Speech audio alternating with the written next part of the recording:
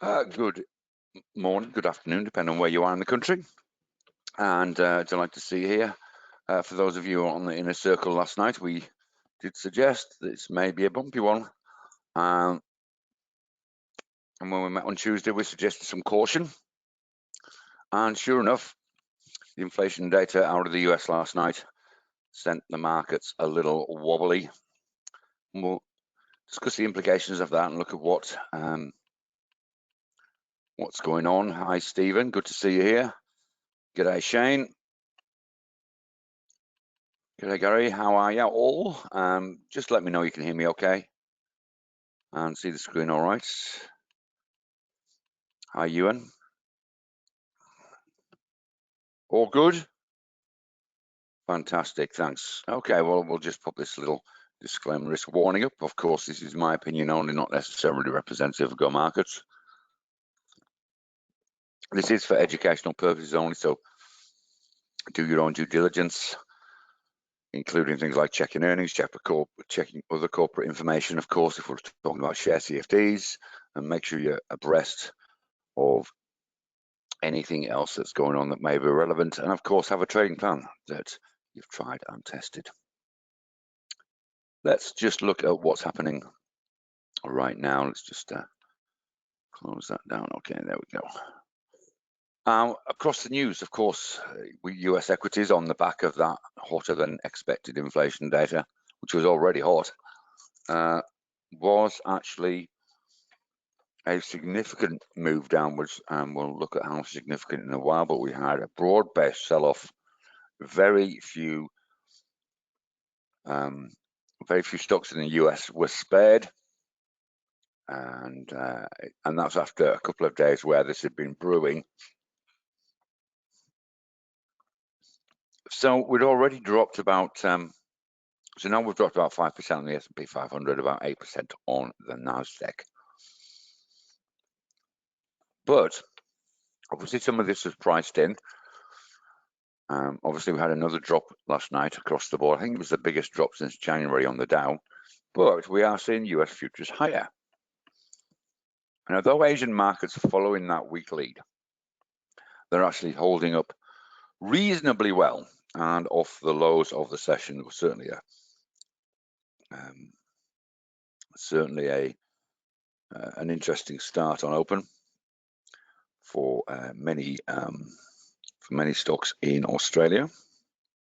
But as we talk now, we are seeing probably the ASX outperform the other indices. We've got the Nikkei down a couple of percent, as the ASX is down about 0.4% when last I looked. Consequently, of course, because of that equity market weakness, as we've talked about before, what that usually means is that we get some US dollar strength. And add to that, of course, we've got bond yields that have risen a little bit, and the prospect of earlier interest rates. Theoretically, then we're not surprised to see the US dollar index up. We'll check it on what this morning's action is done since Asian Open. And of course, precious metals and base metals, which have been on a tear, have both pulled back a little bit. Hugh, no drama, I'll send you through the inner circle session from last night. It is another significant earnings day. We are into the back end of the earnings season in the US. So still some retail and some industrials to come across the wires.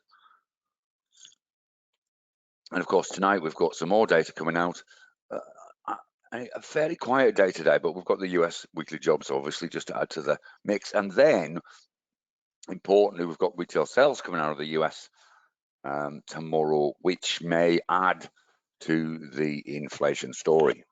So that's where we're at with what's coming across the wires. Let's put some, yes, I can. Chris, can I ask you to drop me a quick line? Just an email through, and that's no drama. Hugh's already done that, I think. So let's just quickly look at what's coming across, or what's actually happening. Put some numbers on the board. We can see the NASDAQ and the Russell are slightly outperform the other two indices, but all are in above in excess of 0.3%. Now that's hardly a blip on 2% that we saw drop last night, but it is better than a continuation of. Obviously, because we saw a drop off after European market close last night, we are seeing European futures also down. So expect a little bit of a weaker opening there as well. Though again, much of that happened earlier in the session because that inflation data came out quite early. But if we look at the price action during last night, very quickly, oh grief.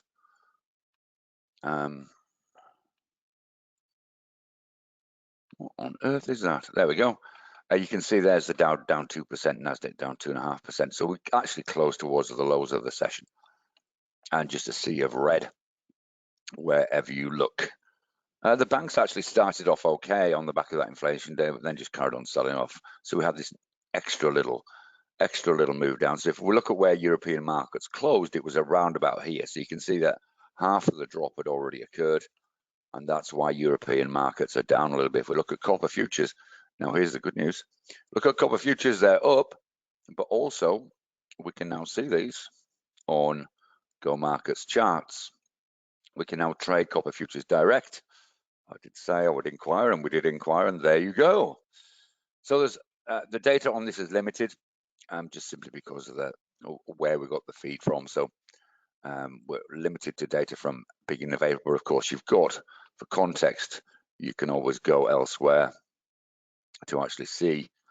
There's copper. So we've had this pause really around this 475 level, which is still higher than we were 10 years ago. That was the last time it was up anywhere near this. I think got to around about 460 at that stage. But there's the good news. Now, if you are going to have a look at trading this, just be aware of the pricing on it. It is very significant. Obviously, it's only $4.75, but just bear in mind that it doesn't. That even a small position can move significantly. So best test out with the smallest position possible in the first instance if you are interested in trading it. But you can see in terms of the price action on this dropped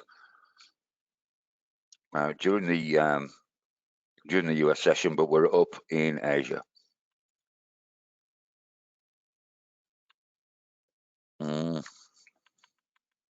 Let's have a look at the indices overall. US 500, there we go. So let's just get up a little closer to this.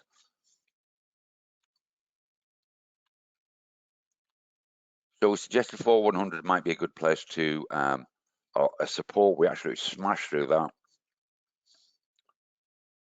You can see that so the last 3 days have given up essentially from top to bottom what we would consider to be a pullback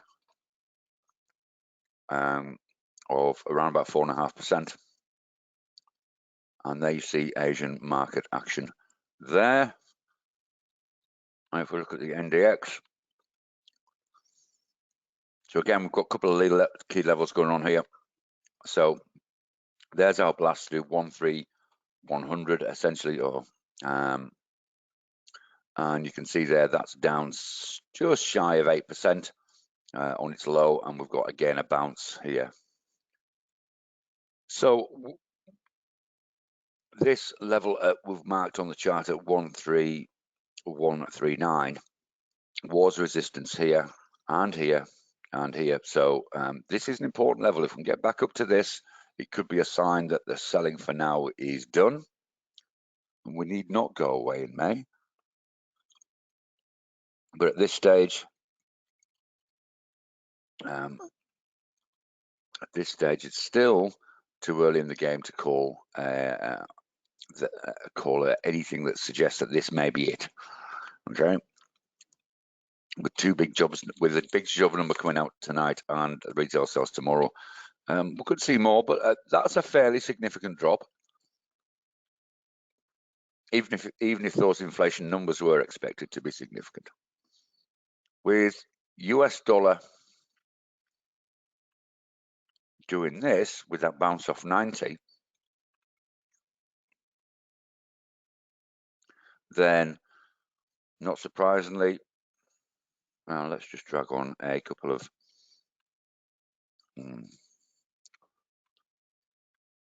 let's just drag on gold and copper, sorry, gold and silver, so you can see those.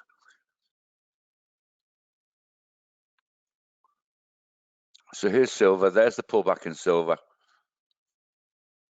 after that break of 27.50.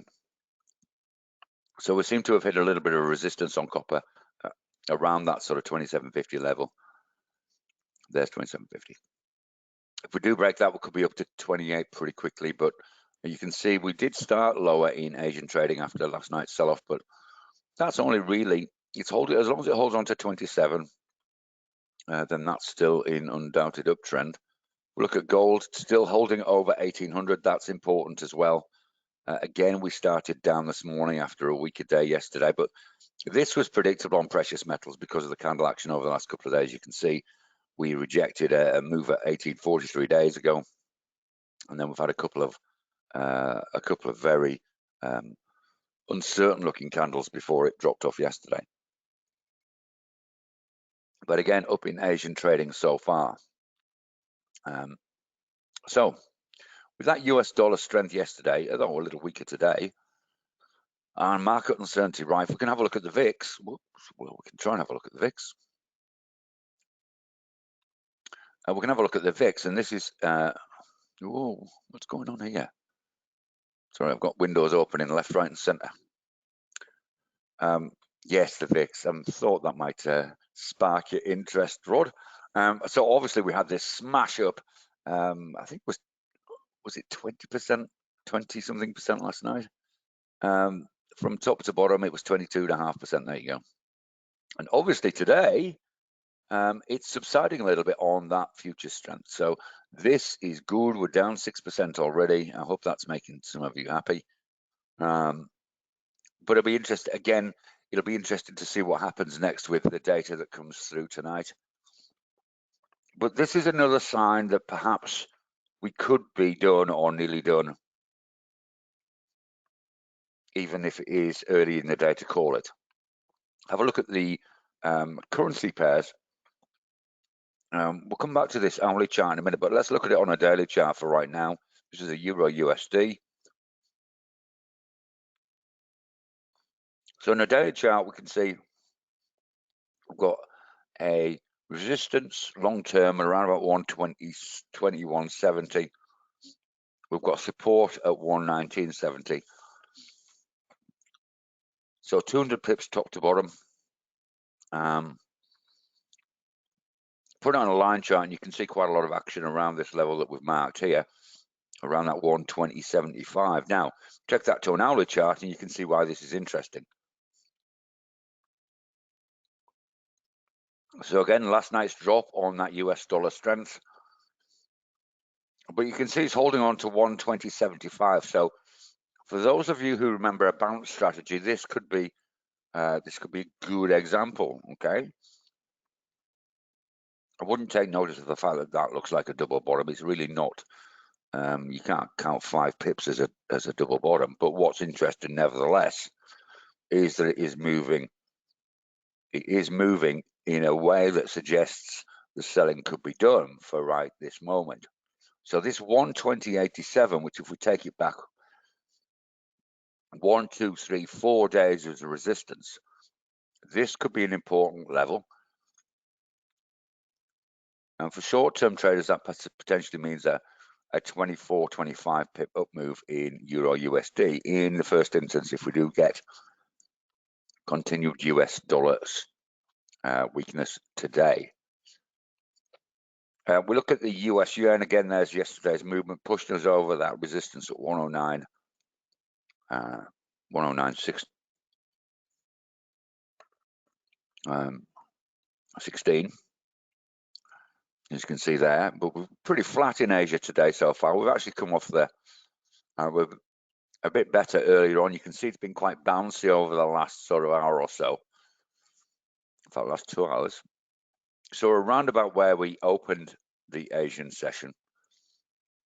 but this looks a little bit like a reverse head and shoulders type pattern if you like that sort of thing on a 5-minute chart. So, but the hourly chart is probably more telling. And really, if we see some more US dollar strength over 1.965, that could be interesting. The Aussie US, not a dissimilar picture to what we've seen right across the board so far. We did suggest this. There's yesterday's candle after breaching that resistance at 78 cents, essentially. We pulled back to that prior to that data coming out, and then we got whacked yesterday. You can see we're pretty neutral again today, so it's looking a little oh, it could be a dead cat on the Euro USD. Well, that's why that level was important. So this could be this, I would suggest, is people short covering them. The shorts won't be out yet. All of the shorts won't be out yet, which is what a dead cat bounce says. It's just the shorts closing positions. But if we see some buying pressure coming into this, we could see those short positions close down. That's going to help it back up. Just to answer your query about dead cat bounces. Well, we can see this is looking interesting. If we look at the 30-minute chart again, what we've got, you don't tend to get this rounded bottom type of formation with a dead cat bounce, but we can see that what we are doing is we're trading in a short-term range. So both of these levels that we've marked on the Aussie US on a 30-minute chart look important.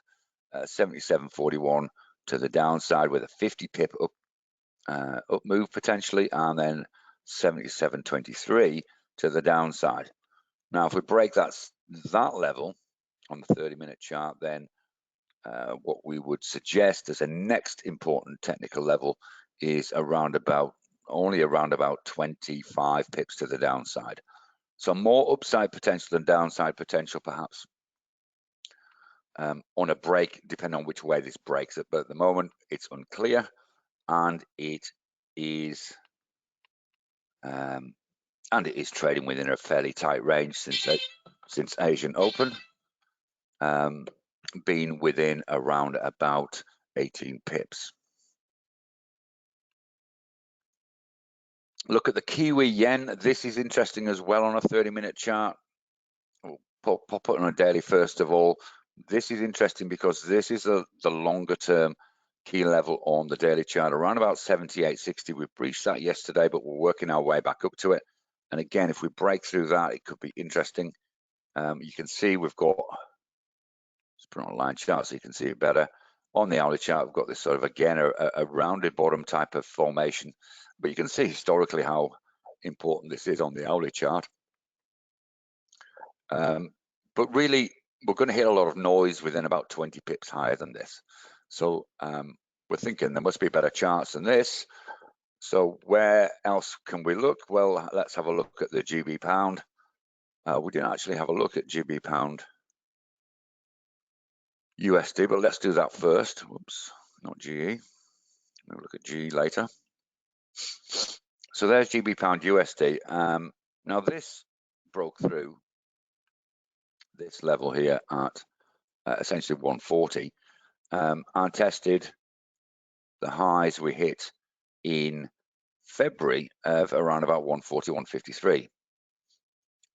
Didn't break that, but then had a pullback yesterday. We can see that's probably stronger than most of the currency pairs we've looked at. Check it out on a 30-minute chart, and you can see again the same. So that doesn't look any better, although there are clear lines in the sand once again. So there's 140.75 with potential upside of around about 35, 40 pips. And we've got a clear line on the downside as well. So let's just look at GB pound yen and see if that's any better. Well, what we've got at GB pound yen is a tackle of a new high that we haven't seen, I think, since, let's just take it back on a monthly chart. There we go. Since January 2018, that's where we are at the moment in terms of a level. We actually went up on this pair yesterday, but we're pretty neutral today. So we're looking for a break of that. And if we look at the hourly chart, 30-minute chart maybe, You can see we had a pop at that yesterday. Excuse me. A pop at that yesterday when before that data came out. So and we have actually tested this level twice already in Asian trading at 154.30. So we like this. This is our FX chart of the day. So the GB pound yen on a 30-minute chart, looking for a break about 15 pips up above where we are now at 154.30. Okay, so that's where we're at. So as you can see there, there's what we've essentially done with that big movement yesterday is essentially we've moved within key levels again, or moved back to key levels again. And we're looking to see, A, if those levels where it's moved down to, in those cases it has, i.e. support, is going to hold or not. And secondly, or whether there's going to be some more US dollar strength come into play, in which case those supports will crumble, or is that it for now in terms of the US dollar movement, and now we're going to see some tests of resistance to the upside. So that's where we're at with currencies. Now, of course, we've already had a look at indices, just already, but we'll just put on the FTSE as well, just to show you the price action there. We'll put it on an hourly chart. So close and the FTSE yesterday was about here, and of course, about this candle here, and you can see it sort of dropped off since there. We're a little higher in Asian trading as well than we were at the start of the session. So it'll be interesting to see how close this gets to yesterday's close, as we talked about before. So that's going to be interesting as well. On the 30-minute chart, it does look as though there's some buying interest coming back in. But some of that will be short covering, as we've already suggested, but there does look to be some new buying coming in as well. If we start then, so that's the most of the indices that we're interested in. We'll just have a quick look at the Japanese, at the Nikkei. Sorry. So here's the Nikkei on the 30-minute chart. This is actually is the underperforming index at the moment, as it sort of started. There's the start of the Asian session, and it's really drifted down since then. So not a particularly happy place to be on the Nikkei, though it does seem to be holding on to this 2760 level. You can see the length of these candles, even on the 30-minute chart, suggests that perhaps even the Nikkei is looking interested. Now, the ASX, it's important, it's holding on to that 7,000 level, which it is at the moment. Again, we saw a sell-off virtually. We saw a little bit of pickup during the back end of the session, and pretty flat in Europe.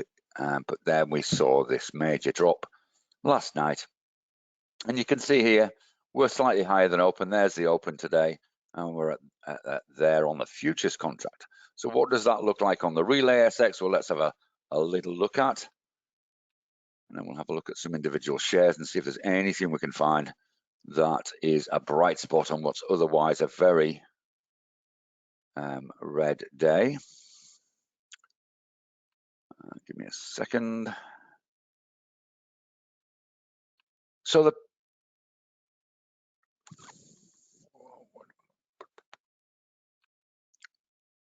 here's the surprising news. First of all, as I said, the ASX is the outperforming index. You can see it's 0.4% down, which isn't that dramatic. But of course, we had a sell-off yesterday as well, and you can see the extent of where we went to. So we actually tested 7,000 just about, and so we've eked our way up, albeit in a bouncy way, ever since market open. So that was that point there at 7,001 was when all the stocks were open, just after 10, about 9 minutes past 10 this morning. So it's worked its way out quite nicely, but now we're sort of leveling off a little bit. But what's interesting is that we would just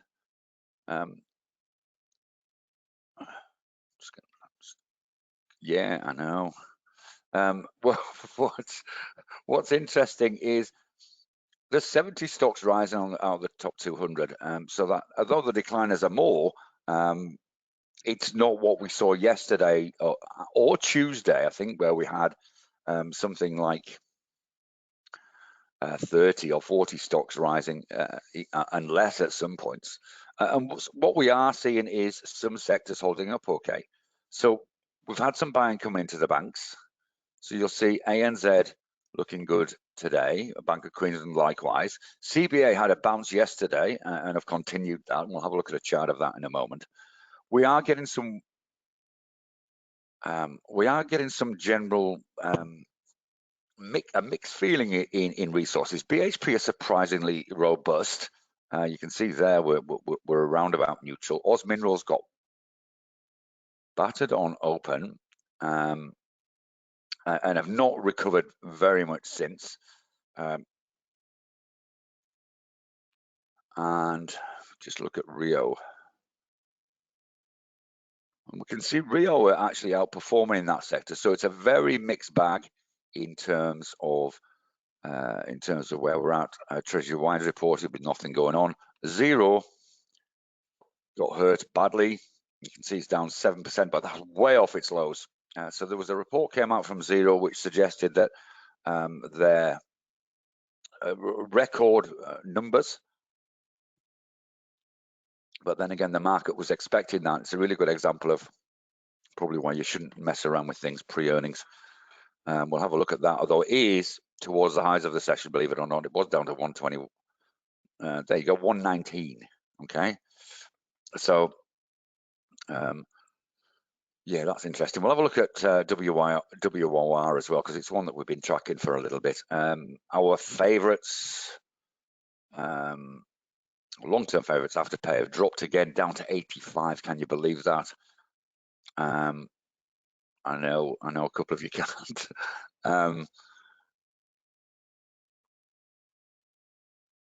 And yes, and all of there's Qantas looking miserable again. Can you believe it's down at 440? But that's been a steady move down rather than something dramatic today. Iron ore is booming. What do you think the future outlook is? I think base metals are going to continue to boom.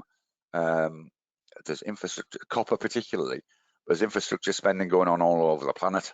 There's no, with the decarbonisation, certainly copper is going to benefit from that. Also, supply is an issue. Of course, it's getting that much harder to dig stuff out of the ground and that much more expensive, and that's been reflected in price. So I think base metals are going to have a good 2021 and beyond. So I suspect that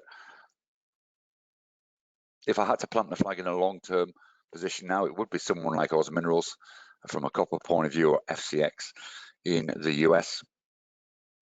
The rest, you'd wait until they stop dropping, I guess.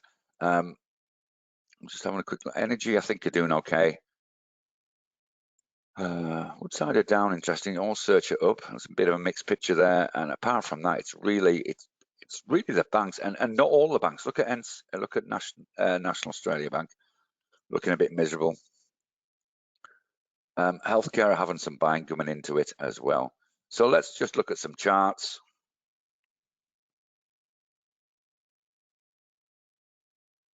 I think that's probably the thing to do. Now, the difficulty here is in terms of really short-term market outlook, because obviously that's what you're looking for. You're looking at risk level or looking at potential risk in the short term. And you're trying to make a judgment on whether the market is done with its down move or whether we've got more to come. Really, really difficult to plant your flag in that, particularly if you're a long-term bull. So let's put the ASX on a daily chart. So essentially what we've done with this on the daily chart, remember we were in this range for what seemed like an eternity. Just take it back a little bit.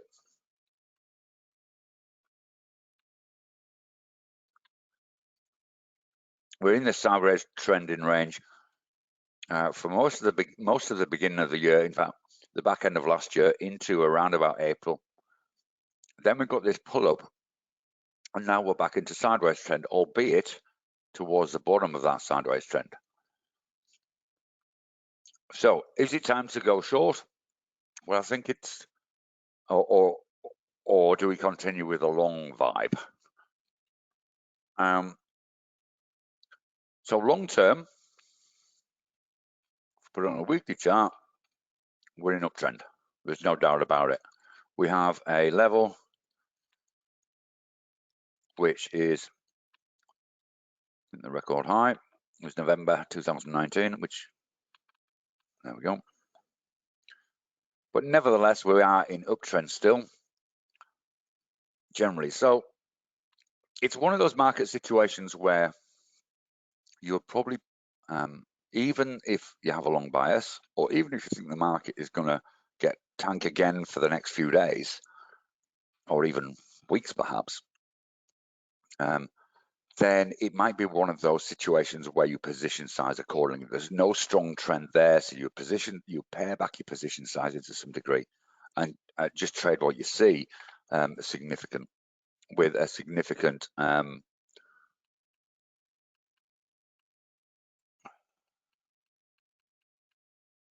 sorry, Ewan, I'll see you again soon. With a significant sort of just keeping an eye on what's happening on a day-by-day basis over the next few days. With it coming into the weekend, you could say, look, this is too hard. Let's just have a look elsewhere.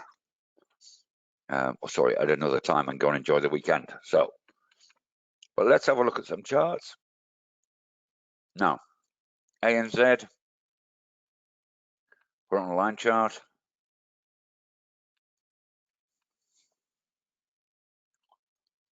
Here we have a potential bounce going on. Again, this would fit with our bounce strategy if it breaks this 27.25, providing, of course, that's backed up by some volume, providing it closing the top third. ANZ are looking okay. So, however, in terms of upside potential on this, you would say, well, look, there's only maybe a couple of percent before it hits some major noise here.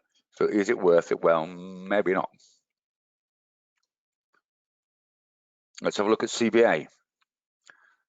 CBA reported well yesterday and carried on upwards. Now, that is what you would call a nice break. So, there's yesterday's closing candle, closed above the previous closing high. And then we've got continuation of that and trading towards the top of the session. So without a doubt, Commonwealth Banker, our chart of the day. Obviously, this has broken a long-term high at around about that 90.85. So, and it's broken that with some considerable vengeance. And we have been we did mention CBA, I think, last week. So that is, if you're trading long, hang on a second. Let me just sort that out for you.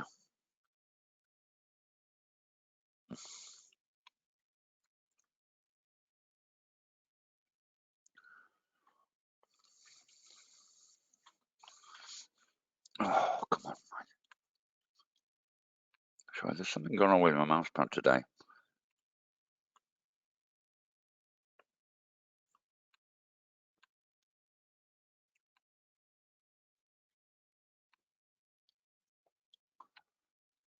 Okay, so there's the volume. Put tick volume on it, but you can see this move yesterday, this high yesterday was associated with increased volume. That's pretty good volume for this time in the day, with 3 hours or so to go to the market close. Okay. Look at a couple of others. BSL, been one we popped on intermittently. This has got a common pattern. So this last 2 days we hit a high. These last 2 days we pulled back. Calls we liked last week, really sort of caught in a trading range there, just above that key level it broke through last week, around about 1605. So looking for a break of 1650 on that to the upside. Just looking down at a few others. Domino's Pizza.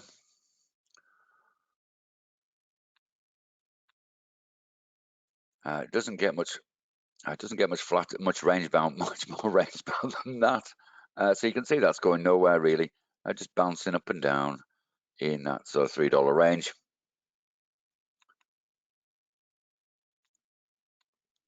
FMG is actually just about neutral for the day. Had this move up, we waited and waited for FMG. It took ages to break through this key level, and then when it did, it gapped up. So I don't like FMG as a chart because we're sort of just full of noise all over the place. So we can see we're looking for a break of $25 to get interested in this again. So though we had one test of that one close to that, really since then it's just bounced up and down again in a pretty flat range. We'll look at BHP because we did actually note that BHP were higher today. Let's bring it on in a bit closer. So this was the break of BHP last week. Thursday, Wednesday, Monday, sorry. So there's Monday's candle, and really since then we pulled back down to this 50-60 resistance that it broke through here, and we're just sort of slightly up, though we're off the highs of the session. In fact, we're towards the lows of the session at this stage. So if you're interested in BHP, you probably wait for a move above that level. Oz Minerals we referenced, having a really rough old ride over the last couple of days. After being the place to be. So you've got about $1.20 range to retackle that resistance there, but still pulling back as resources just look a little weaker.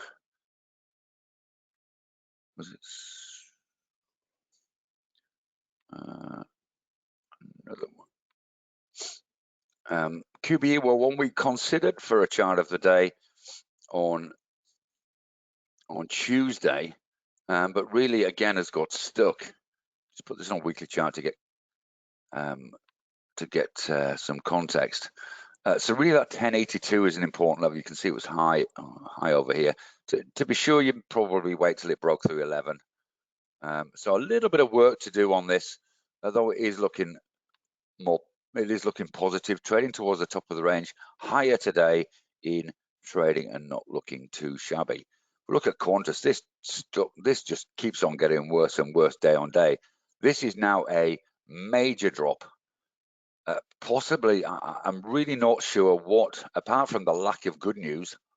Let's just put it on a weekly chart. It's going to be easier to draw a couple of lines in the sand. But this $5 level we talked about ad infinitum. There. So put a line on at about $5, and we'll put a line on where we are now, because you can see how this is important. This was the low we hit in January.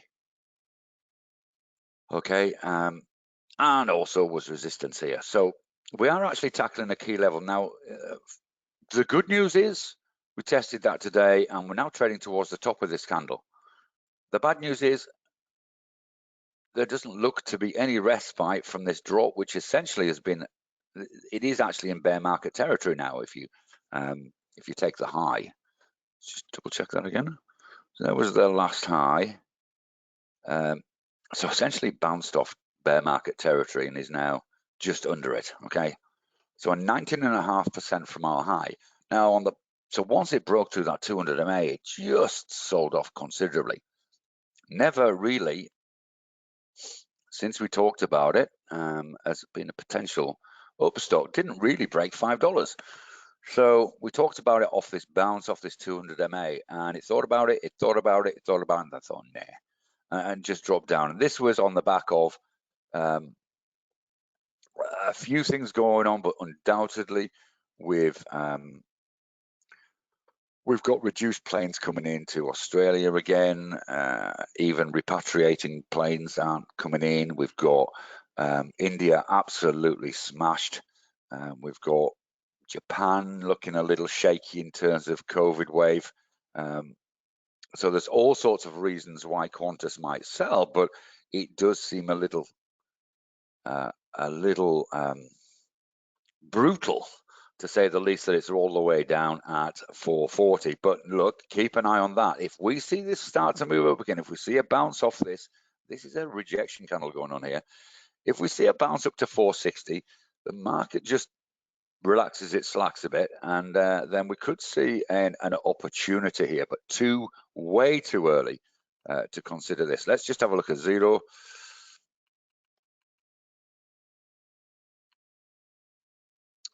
After that news that came across today, you saw how brutalized it was. If you just look at the numbers, and really doesn't know where to go with itself today. So it did actually make its way up considerably, but you can see how choppy it is. So markets don't know what to do with it. Don't know whether Arthur or Martha. And so where that ends up, who can tell? Flip of the coin stuff, stay away, okay? I guess if it breaks back up towards this sort of 130 level, you could relook at it, but again, below its, so yeah, that really is not particularly nice. It looked as though it could bounce off this level here, but really didn't. And that candle today is just dreadful. When it looked as though it could pop up. Worley Parsons, again, one of the ones we're keeping an eye on. This is really sort of trading around this key level of around about 11.11. Did have a foray up towards $12, but then dropped back down. Be interested to see where this goes next. Remember to do your due diligence on all these ASX stocks. Yep, I can put WPL on. So Woodside.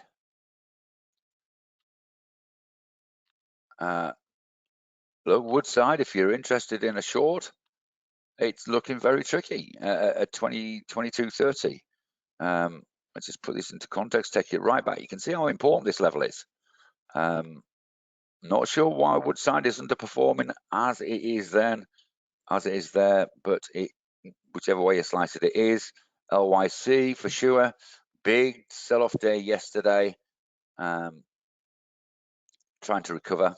It was looking as though it might move up to test this resistance at around about 650. So a really just a common picture there of markets looking a little tricky now.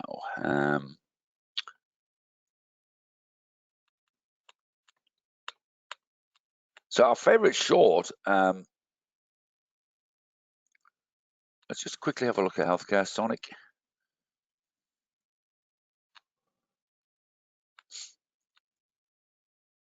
Right, Sonic were one that we're looking at if it breaks 34.23. Now it bounced today, but it is dropping again, as though it might retest this level. There's always a chance for it to close that gap up. But this price action, you can see how often it's been around here, around about this 34.18 level. If we break that, then we could be down to that 200 MA, so around about 2.5%. If you really want to take on a challenge, that could be where you could be. Any more you guys want me to have a look at? Yes, Stuart, I'll look at CIMC.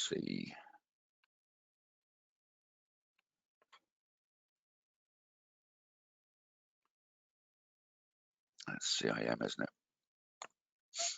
Let's drag a CIM chart on here. That's very nice, sir. Okay, so, oh, well, that's not nice. I want to catch us up with the data. There we go. So what we've got here, we have a really nice move up here. Got to this 1726 and thought that's enough already. And so you can see there, let's call it 1725. Resistance resistance, had 140 above that, then closed back down on it, and then really hasn't moved since then. So at a really interesting point in terms of its where it's at right now. It depends where you are with this, really. If you're in it already, you possibly be thinking about trailing a stop up quite tight to that. Doesn't look as though it's got the conviction to break through. And obviously, it depends on your investor outlook. Are you holding this for the long term or not? But certainly, if it breaks that sort of that 1930 level, 1935, maybe you possibly be thinking, well, look, this is potentially on for another step up, and possibly a significant one, because there's not much up to about this 2050 level. So MQG, so Macquarie Group, a stock that we've liked, really is, but dropped back and really has been doing for in excess of a week. You can see we had yesterday this sort of doji type candle around this key level around 154.30. Looks as though we're bouncing off that as well. Again, very noisy around here. So if you're in this already, you'd probably hold that based on that technical picture. If you weren't in this, just this sort of noise that we've got around here, may say, well, look, let's just be patient until it tackles 157 again, and then it's got more upside potential, possibly to retest 161 or wherever it finished. There we go, 161.50. Again, around 2.7%.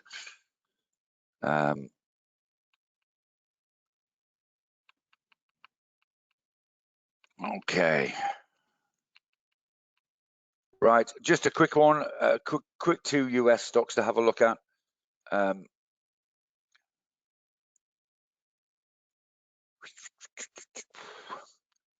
We should really follow up on FCX. There you go, as FCX, which has been our favorite US stock. I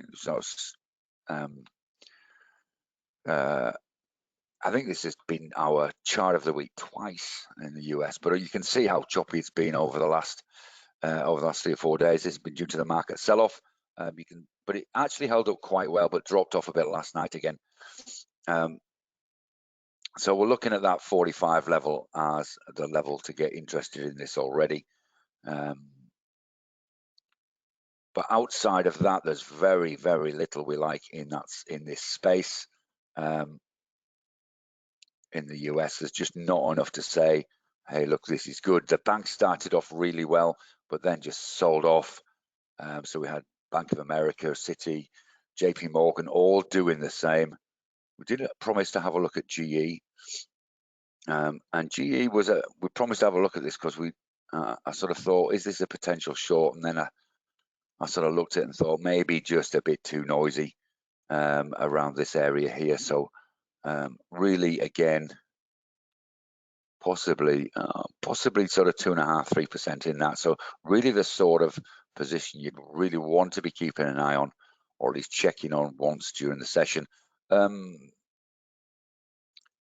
Iluka were a trade that we did quite well on. That's actually having a storming day, up back at 872. That's quite remarkable. So this was our chart of the week. I think early last week. Did this, thought about it, pulled back a little bit. Actually opened really weakly. So opened down about 4.5%, but now is actually to the upside. That is a stock that wants to go up. So that's an interesting one for sure. We're feeling so ordinary about the US market. I actually did have a look around, but didn't see anything that lit my candle. Perhaps Pfizer for a long trade if it breaks 39.70. So let's plant our flag in that. We don't see any good news for For Zoom, we did have some recovery here, but if we break this low here, so this is a potential short trade, I'll break this low at 275, but it really is a case of how low can this go. This 275 is important. You can see back here as well. Yeah, that would be our short trade if there's a continued sell-off. Okay, guys. Well, look, I think that's probably it for today. We've extended the session quite significantly because obviously there's been lots going on, and I thought a little bit of extra would be useful. So, look, just one thing before you go. If you're not booked into the session tonight, which is this Intermediate Trader Clinic, it's a 2-part webinar series. I know most of you, or a lot of you, are on it, but pop into that. So it's Thursday and Tuesday, and it's all about trading plans. So it could be an important place to be. I'll put that in chat, so you can take advantage of that if you want. Let's just have a quick last spin at the ASX and see where we're up to. You can see we've not really moved much since we started today, so still around that 0.45%. Quick last look at the futures.